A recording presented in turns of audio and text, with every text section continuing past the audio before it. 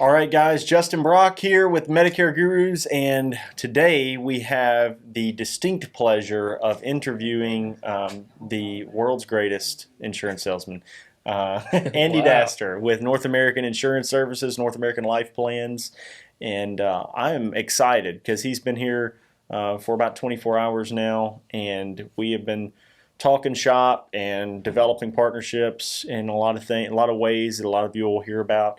But right now, we're on Gurunomics, and we want to put out some valuable information that kind of tells the story of North American Life Plans up to their new brand, North American Insurance Services, the story of Andy, the story of their company, and maybe a little bit about one of my favorite people in the world, Eugene Wozniak, as well, who's the founder. Yep. North American Life Plans. So we'll talk about that. But first, a word from our sponsor. I'm just kidding. I don't have that yet. But one of these days, we'll have to say that. No, our sponsor today, North American Insurance Services. That's right. No, so tell me, Andy, take me back to you first, back to the beginning of your insurance career. Where did you start out? I know you've had a diverse career. So I have, but I got to tell you, I'm an insurance guy from the very beginning. This is all I've ever done. When I graduated from college, first thing I did was get hired into the insurance business. I know not a lot of people go to college and go, yeah, insurance, that's what I'm going to spend the next 30 years doing. And that's exactly what happened. I started working at insurance companies, always in sales. Most all of my career has been health insurance, whether that's under 65, Medicare, group, has been the vast majority of my career. So the first 20 years I worked at some of the biggest insurance companies out there, worked in their home office, distributing hundreds of millions, sometimes billions of dollars worth of insurance. I'll tell you, one of the most interesting things I did in my career was when I was at one of the big insurers back in 2005 when the Medicare Modernization Act was launched and the launch of the Medicare prescription drug program. I have never to that date nor ever since ever experienced anything quite like that. I know a lot of agents weren't around back in those days. 2005, gosh, that's over 15 years ago. And that's when Medicare Advantage launched, and that's when, today as we know it, and that's when Medicare prescription drug plans launched. But it was the craziest mayhem for a year that I've ever experienced. 20 million Medicare beneficiaries bought standalone Medicare prescription drug plans or Medicare Advantage plans in one open enrollment. Wow. I've just never seen anything like it. I don't know that I'll ever see anything since. I wished I would have known then what I know now, because it was the opportunity of a lifetime. Then about 10 years ago or so, my business partner and I, Gene Wozniak, hooked up and met up. We've known each other for a long, long time. We've been in the business a long time. He did his thing, I did my thing, and we finally decided to do it together about 10 years ago. And he had started up an organization called North American Life Plans. He's the founder and chairman of the board currently. And as you mentioned, we're doing a big rebrand because we do so many different things. We wanted to provide clarity that at the end of the day, we provide insurance to the industry, whether that's health insurance or life insurance or retirement, group medical, all of the above. I'll tell you though, what I think makes us so different and unique is the fact that we're all about helping agents making a great living. We're not one of these organizations that just keeps bringing in the numbers and just hoping and praying that they turn into something. We really try to understand what agents need, what they're looking for, and then help try to guide them into a variety of different programs that best fit what they're looking to try to do. But the key to all of that is all of these programs are led by elite producers, and that's what we're really about. We're all about having elite producers sharing what they've learned with those that haven't quite figured it out yet. Yeah. And it might be that you've been in the business a while and you just haven't gotten up to that level that you were hoping for. It might be that you're newer to the business. It might just be you're looking to turn that corner. It's why this industry, unfortunately, has such turnover. Mm-hmm. It's because people just can't get over that hump. And we're all about trying to help people do that. Going back a little bit, though, to the organization, we're based out of the Dallas-Fort Worth area. We have agents in all 50 states. We have really done a great job with not just sharing how products work, because I think we're just kind of having a conversation before the tape started. But I think it's not just products, but understanding where they fit. Mm-hmm. Every carrier and product that is out there, if it's going to sell, it's got to fit into a certain space in the market, and an agent has to understand that, and it can be overwhelming. Yeah. How do you keep up with all these carriers and products, and how do you know where they fit and which client they fit the best? Yeah. The days of one size fit all they're over. There's no such thing anymore. Right. We're a bespoke industry now. We have to really customize things to everyone, and that's why it's more difficult to train an agent than ever, because it's not like like when you're talking about 20 million beneficiaries. I can imagine that it would have been a time, and this is the opportunity, would have been, okay, everybody needs a drug plan. They can get one now. Right. The prices were probably $6 a month, $10 a month, whatever, for a lot of these. Yep. And you could pretty much, they're used to having none, so It wasn't a shopping environment. So I could have taken one drug plan and just gone out and enrolled thousands of people in a drug plan. Easy. But now I have these leads to go back. Like, I would have taken that, knowing what I know now, taken that open enrollment to just go enroll, bam, bam, Humana, whatever, right. Whoever it was. Yep. Just enroll. Then I'm going back to them after that open enrollment ended and shopping MedSups, cross-selling, ancillary, and final expense. Yep. But, that is hindsight's 2020. Yep. And, one thing that I think I'd like to hit on North American Life Plans. Earlier, you were talking about, with one carrier, we were talking about having 80,000 policies in force. Yeah.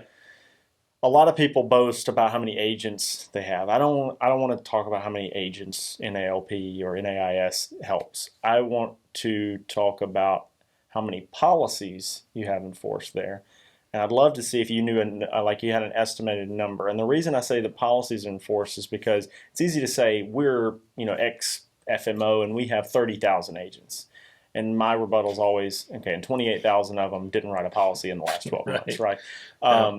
So it's that is a boastful number. It means nothing to me. Yeah. Because guess what? You're never going to beat, the two King Kongs of the industry with number of agents with a contract. And they're all, some of them are the same agents, Right. Oh, yeah. X company has 30,000 agents and another one has 35,000, but 18,000 of them are the same agents. Right. So, but for you guys, when you talk about policies in force, that means your agents are legitimately writing crazy amounts of policies. How many policies, you estimate or know pretty close that you have in force amongst, your core, top companies? And I'm not prepared with specific data, but let me say this. I think it's important to understand is that I would consider us to be a boutique. Mm-hmm. We're a boutique organization. We're not trying to be 30,000, 50,000, 100,000 agents. Yeah.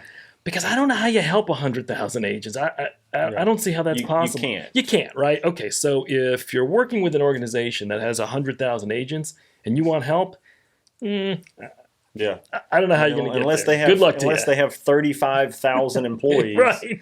Which they don't. No, I don't really know. And that's their model. That's fine. I'm not here to talk about that. I'm here to talk about North American and our models that we're a boutique. Yeah. And what we're trying to do is help agents make a great living. But I think there's something even just as valuable is that we also want our agents to really have a great life. That's why you keep hearing, if you watch any of the testimonial videos of any of our elite producers, they'll say it over and over again that this is the one time that they have been able to find an organization where they can make a great living and still do everything that they always wanted to do with their life, whatever that might mean. So many great stories I won't bore you with. In terms of why we've been so effective with a much smaller boutique organization compared to some of these really big ones is inherent in the fact that we're a boutique. We'd rather spend the time to help an agent figure things out, to help them get started, to help them get making a great living, down to the agent by agent level. We're not in the business of throwing out 10,000, 50,000, 100,000. I don't know how that works. Mm-hmm. I've worked at some big insurance companies and they've got hundreds of thousands of agents, but they aren't in the business of helping agents make a great living. Their job is to train on their products. Yeah. And that's what really, I think, sets us apart is the fact that we take the time to understand each agent's needs, what they're trying to do, help them find the right program that fits with how they'd like to go about things, and then team them up with an elite producer that already knows how to do it, that already has gotten their nose bloodied with all of the trial and error that's needed. It's hard being an agent. Yeah. It's tough. It's one of the toughest ways to make a living, but it's incredibly lucrative if you can get it figured out, if you can get over that hump. Going back, I still didn't answer your question about our policyholder count. But one of the things it also does is it gives us a really deep knowledge of an insurance company. And so we're not, if the big 5 insurance companies look at my numbers, they're probably not going to say, hey, North American's the biggest FMO in the country. We're not. Mm-hmm. But what we do have is really great in-depth knowledge of the industry and of the carriers and the products and where they fit. And that's what our elite producers have figured out. Otherwise, how do you navigate this mess? Yeah.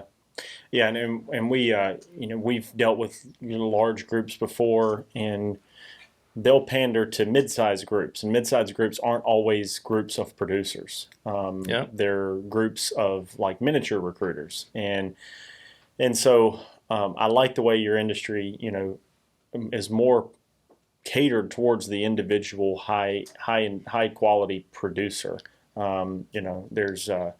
There's just not a lot of that. A lot of times it's always pandered towards the collective of producers rather than focused on the producer.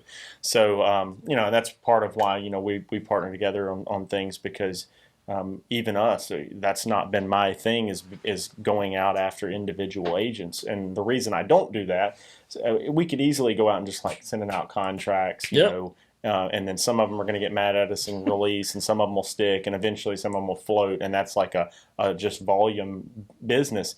But my own name brand and relevance, I don't want tarnished by not doing what's best for people. Yeah. And so, you guys are uniquely qualified for that. So, that's who you've gone after, and it's cool because a lot of guys haven't gone after that. But I think that it's strategic because you see anybody could say, hey, this company over here is doing this, we're going to do exactly that. But instead you said, hey, nobody's doing this, let's provide value for these people, and people weren't doing that. So kudos. Now, you got involved in what year in an ALP?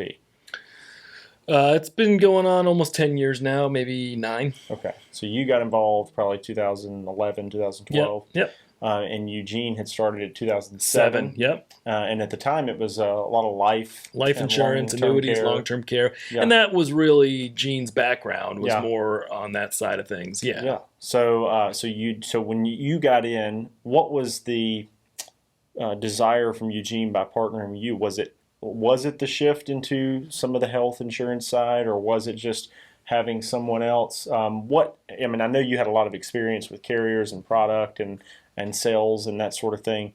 But what was it that your initiative was when you were brought into the company? Well, first and foremost, just like any time you're developing any sort of partnership, you got to be of like mind, right?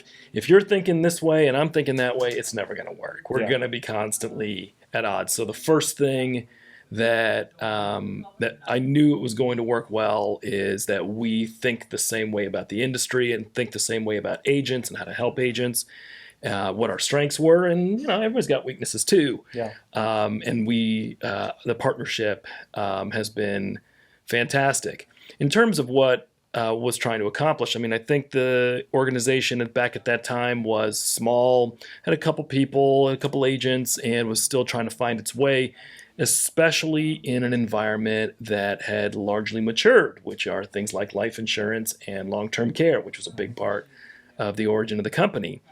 Well, those industries have matured, and in fact, long-term care in particular has declined over the last 10 years. Mm-hmm. So if I think he was here, he'd say we were looking to figure out, okay, well, where are the growth opportunities? Mm-hmm. And that's when I came in and showed up and said, okay, well, let's start looking to see what those opportunities are. The next thing in line was Medicare, and Medicare really grew like crazy. After that, it was the under 65 side, and then that grew like crazy. And I would probably say our most recent big expansion has been on the group side. So now we've got our organization really balanced between under 65 health, Medicare, group, and then what we just call financial, the old NALP, life insurance, annuities, long-term care. We just put that in the financial bucket. Yeah. Call it whatever you want. And all four are of equal value to the organization. And from an agent, you might say, well, why agents? Why would they care? Well, a couple of reasons. One is that it allows agents the opportunity to capitalize on wherever the opportunity happens to be. And if it's in one line or another line, they can pivot quickly if they've been trained on how to do it. The second thing is a lot of agents don't want to do more than one thing. So if they say, I just really like Medicare, well, terrific. Well, we'll show you the Medicare path, and we'll get you up and running, and we'll show you which carriers to use and how to get trained and all those things. Most agents don't want to do too many things. We're able to support the ones that want to do it all and the ones that just want to get focused on one area. We can go either way. Yeah. Same thing, though, going back to partnerships. The reason why I think you and I are going to work so well together in our new partnership, because we are producers and we believe strongly that you can't be telling agents how to do something if you can't do it yourself. Right. Otherwise, you're just some guy sitting around doing videos and you never know how to produce anything. Yeah.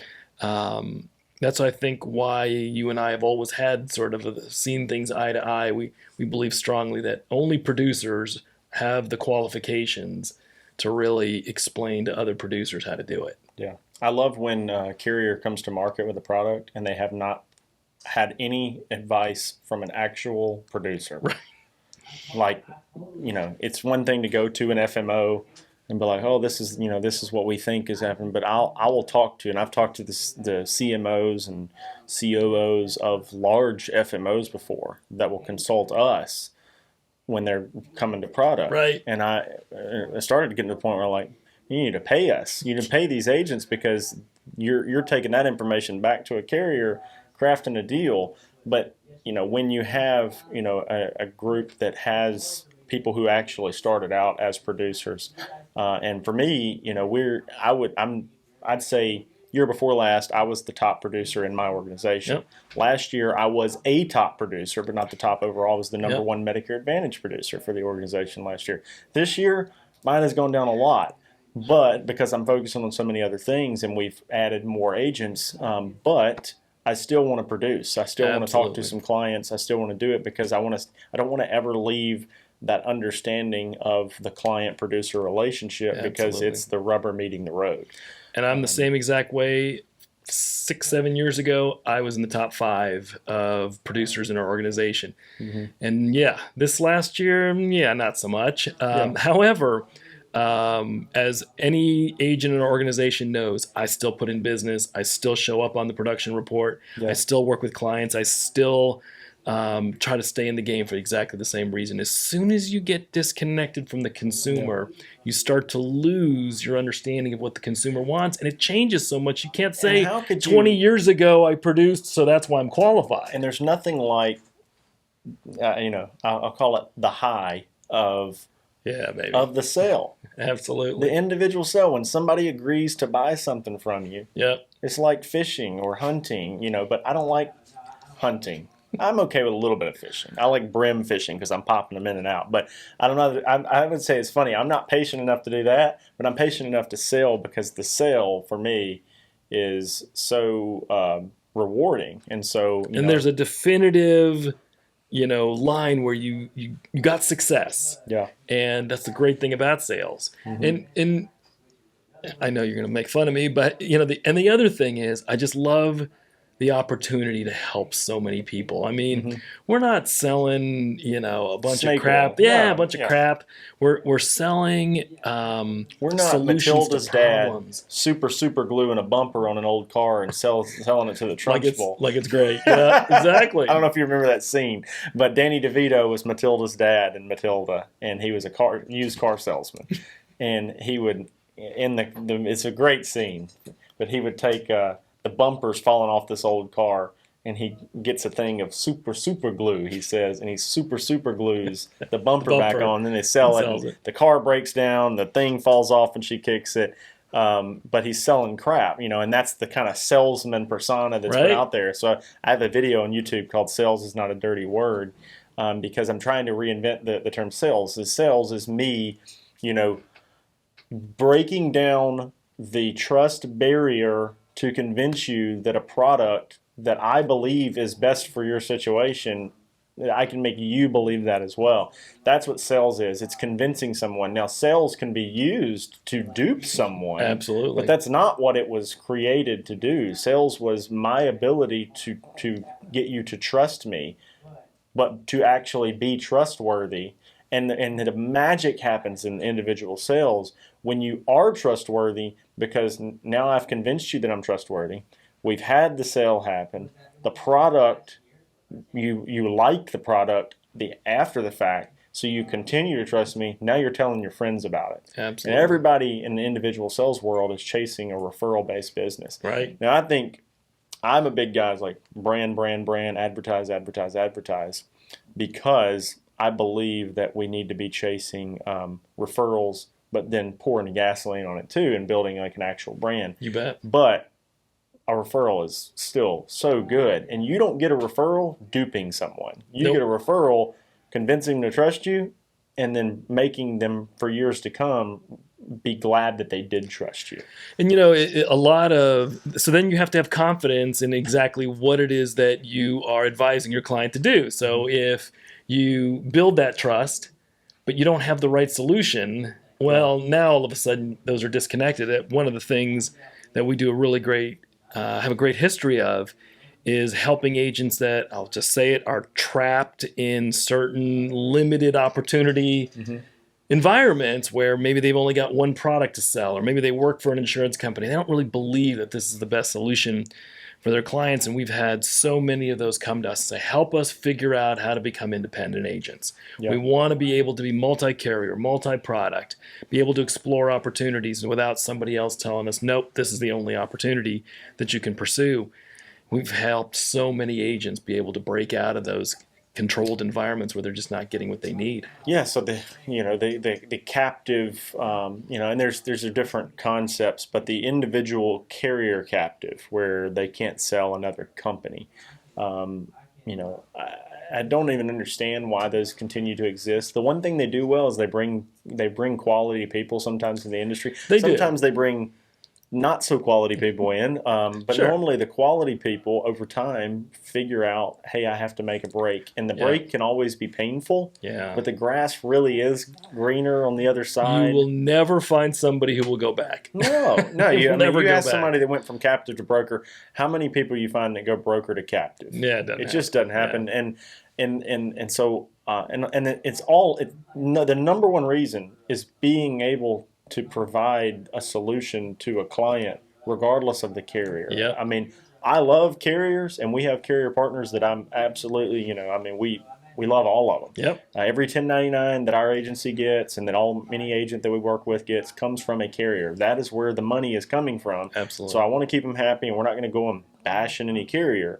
But at the same time, I don't want to work for just one of them. Nope. Because where one of them is strong, another one is weak, and vice versa. And our industry, there's no going back to the day where one carrier can do everything. Even those insurance companies, they used to try to be a jack of all trades, and next thing you know, they're selling this division and that division, and now they focus on one area. So listen to them. They say that they can't be all things to all people, so focus where they do fit and where they are the best fit for your client, and then where other insurance companies fit, focus on those.